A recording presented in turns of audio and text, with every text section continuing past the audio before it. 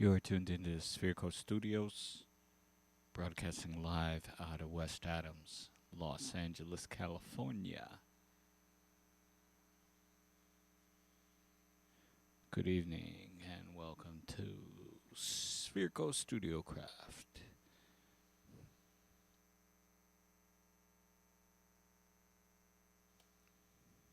Alright, what's up, y'all?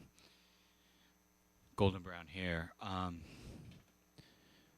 I think this segment actually should be called What I'm Working On. So, this week I'm on the tractor, again, Z2. We're working with tractor, and I'm setting up cuts for a project coming up this Friday. What I'd like to discuss with you all this afternoon is going to be processing the waveform and setting up cue points. Okay?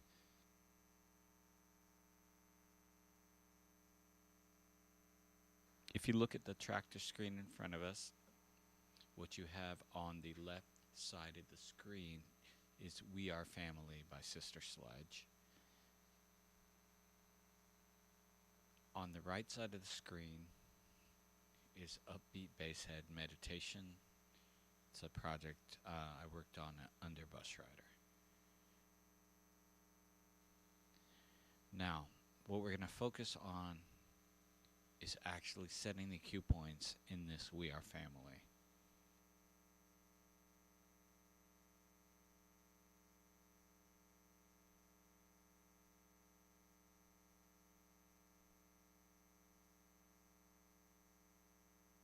If you look at We Are Family in the left-hand portion of the screen, the way the track's been analyzed and imported into the tractor, there's a cue point set. You can immediately see it's not where it should be. It's where this 1 is indicated. Now, if you're watching on the mixer here, I can cue point that 1 by hitting the number 1, this button here in the lower left-hand corner of the Tractor Z2 mixer. Turn that up. So we all hear that. It is definitely not on the 1. And I can't play much of this track, but you know what this is. So that is not on the 1, once again. What we are going to do is completely erase basically the beat grid from this and start over. We're going to set it up ourselves. Okay, so that being said, what we're going to do is go into the lower portion of this tractor menu. If some of you do not see that, notice this arrow right next to the active button. If you toggle this arrow on or off, you're going to notice the change in the screen. Okay? So, that being said, we want to have this showing these 3 items underneath. Move, which is a beat jump. It'll jump to the beat, which I can show you in a bit. The cue point, which is setting cue points, triggers that can align to your mixer here. Or grid. Now, that's what we're going to be working with, the grid. The grid for this import is off. It is not correct. So what we're going to do is in grid, once you selected it, come next to the tap in the auto, and there's going to be a trash can. It's as easy as this. We're going to erase all this information, okay?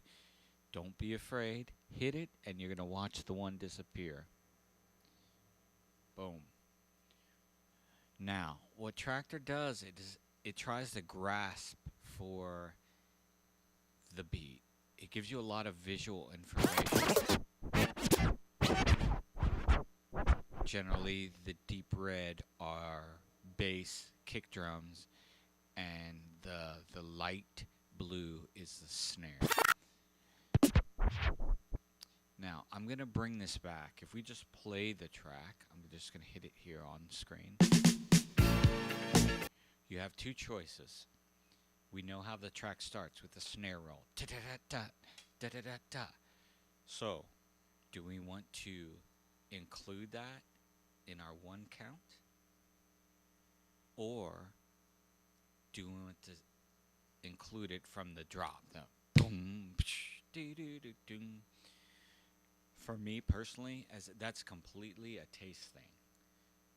But for myself, my personal taste as a DJ, I always skip the little snare roll because I can always rewind the track back using a turntable. I don't have to set that extra cue point. I just have my cue point at the drop and then rewind the turntable. So that's what we're going to do. Going to bring this back. There's two ways to set this cue point. The first way is setting the cue point manually by coming up here and actually clicking this. It looks like a T next to the trash can. That's going to set a cue point. Let's go ahead and do it. I'll click it here. Oh, one other thing that's extremely important. You want to enlarge your sine wave. Let's see. If I enlarge the sine wave all the way, you can see I was about to send the cue point, and I was maybe 1/100th of a second off. But trust me, about quarter, halfway through your track, when you're trying to sync up against something else, if this isn't set in place, the whole rest, if you miss a cue point and you have to let that track running, or let that track continue to run, the beat grid is not going to match the information that you're hearing in your head.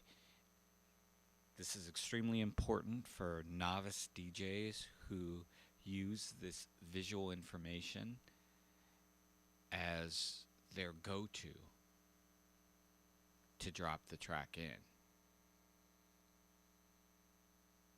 Now, for somebody who's a bit more seasoned, obviously you're going to hear the difference. You're going to drop the track. You're going to be able to hear that things aren't matching up, and you'll be able to massage the track in or out depending on that. But it's always good to have things set up from the beginning so you can be set up for success. All right. We're gonna drop it in here. So, as I said, I'm off. If I was to do it, you're gonna grab the sine wave with your mouse, your cursor, and rewind it back until it's just right there. And that looks pretty good. You can even go in closer. And I may be just slightly ahead, but I think that's good enough for rock and roll. So, then, that is there. I can either ping it here with that T that we were talking about. Bam. And that puts in cue point number 1.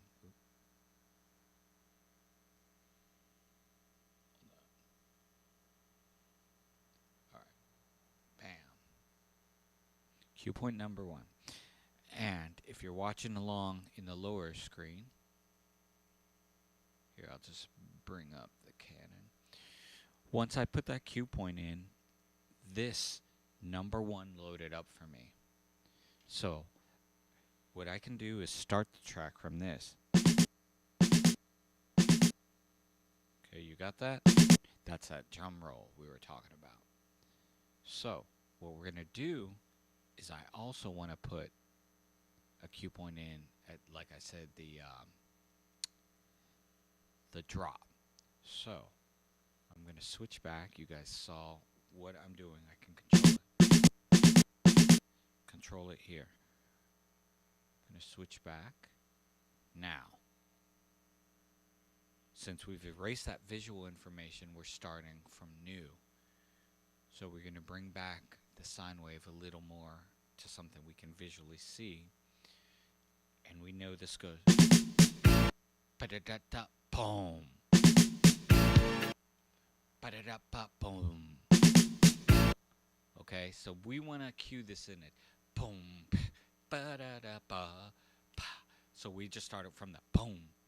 So what we're going to do is, once again, you can do it once of two ways. I like to set these things up beforehand, but let's say it imports while the track is playing. I'm just going to try it real quick and we'll see. What I'm going to do is basically hit the mixer down here, track number 2, and it'll create the cue point. Let's go. Okay. So as you can see, the information it's giving us now on the screen, I was late in my trigger. So what I have to do is go in. Here's the menu again we were in to create the grid, the beat grid. We're going to change the menu. It's from grid. We're going to hit Q. Once we hit Q, that opens a subdirectory of menus. And this is where we can add, adjust, and edit cue points.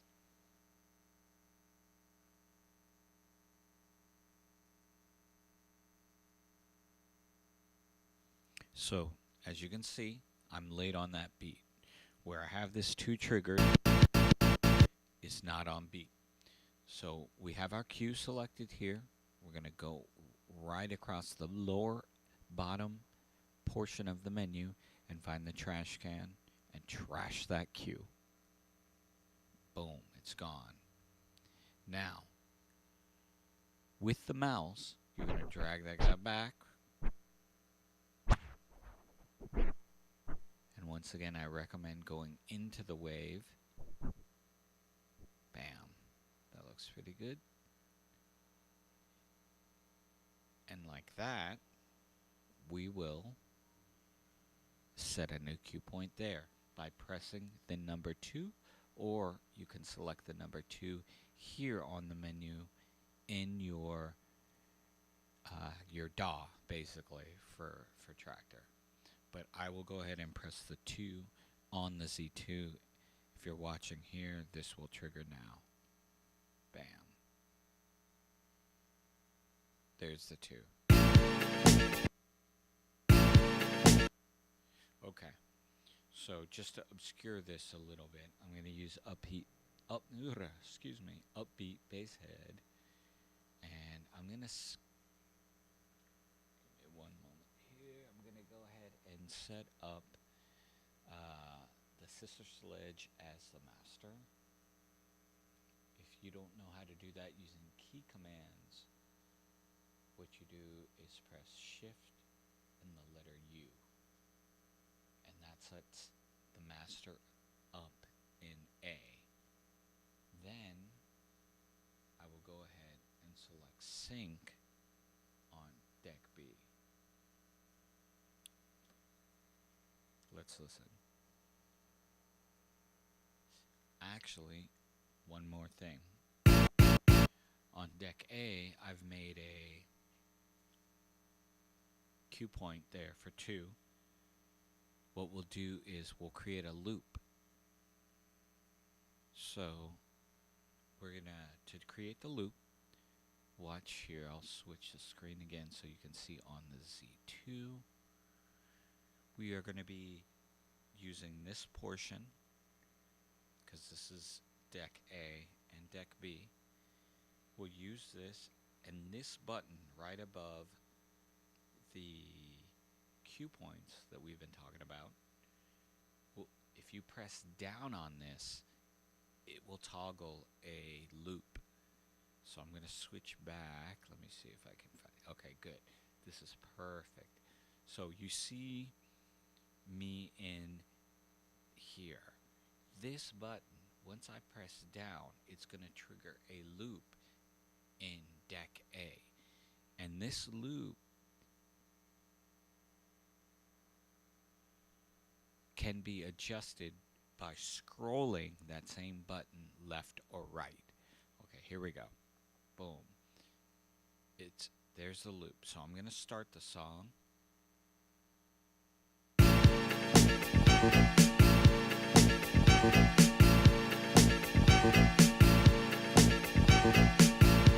So we'll obscure that a little.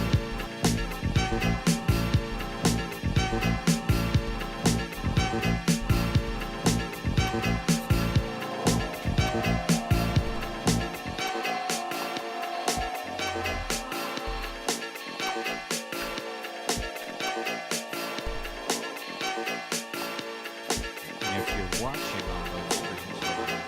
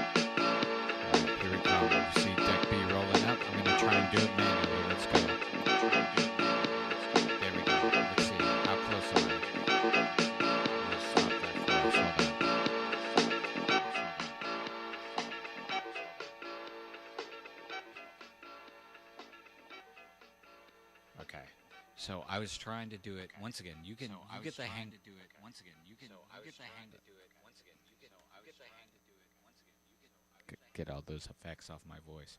Okay. So once again, I can you can do this on the fly. It takes some practice, and you really kind of need to know the track. I'm just trying to obscure this song so we can get through the lesson and I can set up my cue point. But I was not on point on the B trigger because I was trying to do it live while the other one is spinning. So if you're doing that live, this is why that whole setup process that we just did by erasing the information is so important, because it will snap back into track if the information is correct, or at least as close as can be. The track will snap basically back in, and you'll be able to manipulate in or out of the track and maneuver out of a train wreck. This one, I was just slightly off. You can see B here. So if I zoom in to that, you see, I was like, psh, I'm going to say, I don't know, it's that 1/10 of a second off, but it doesn't fly. So we have to erase that. And I just erased the grid. Okay, so let me do this. Go into here. I'm going to erase that.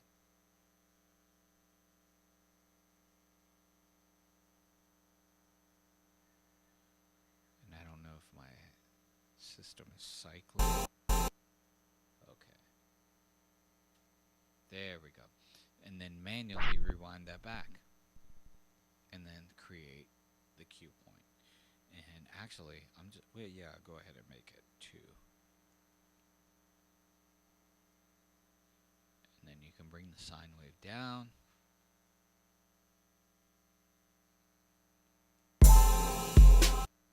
Okay, so here, we got our cue point there. Let's try it again. So loop right. I'm just going to make the loop 2. What's this effect? We'll put a, hold on, let me see. What do I have working in this one? I have a transpose. I have a transpose stretch. Let me see, ramp delay, no, I got a auto bounce, how's that? Hey.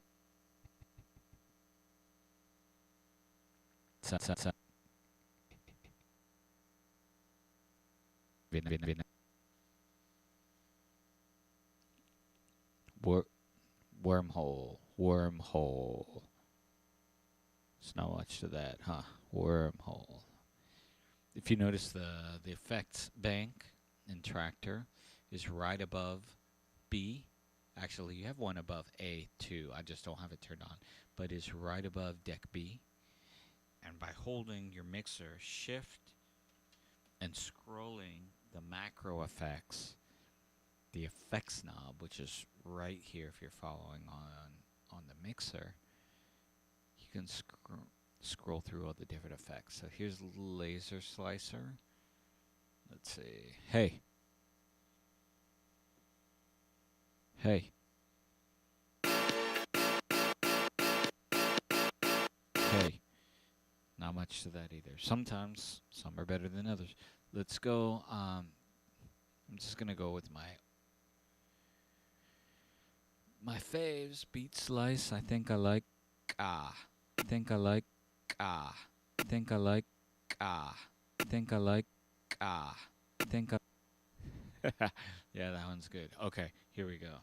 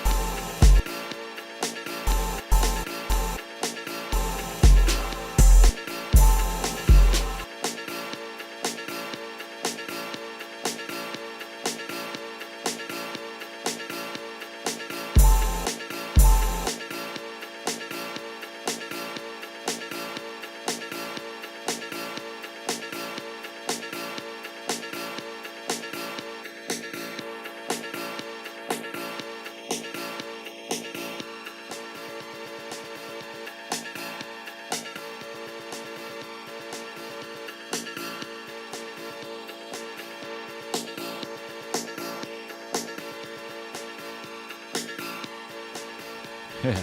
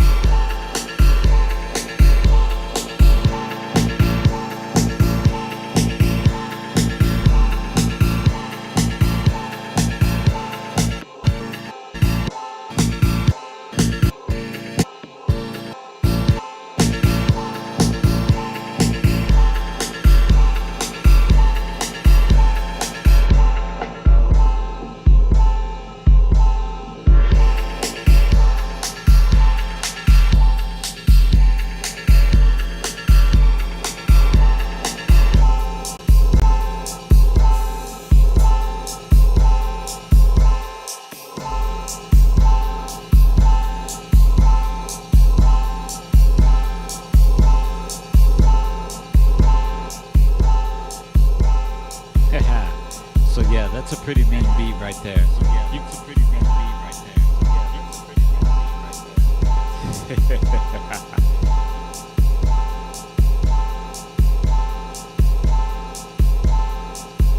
On the real though, you can't tell me that you would know what those two things were. Obviously, you're not gonna know upbeat. You can't tell what's in decade at all.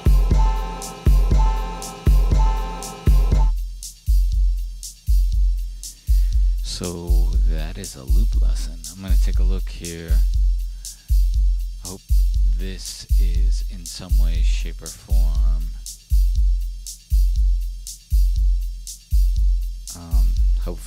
helpful to you all. As I said, I have a project. I need this song. I gotta set it up, set the cue points, and get the beats loaded and ready to go. So this is a process for me when I'm working with tracks. As I said earlier, it's better to be prepared and have everything set up ahead of time. It helps a great deal for the end product.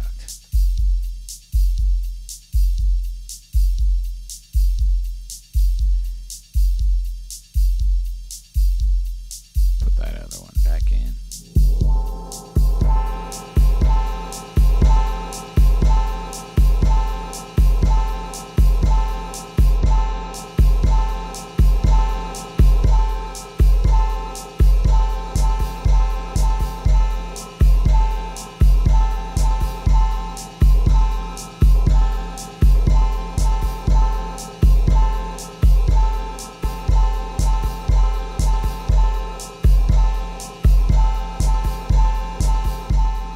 Those effects, by the way, you can see me controlling them up in the top of the beat with this macro control on the Z2.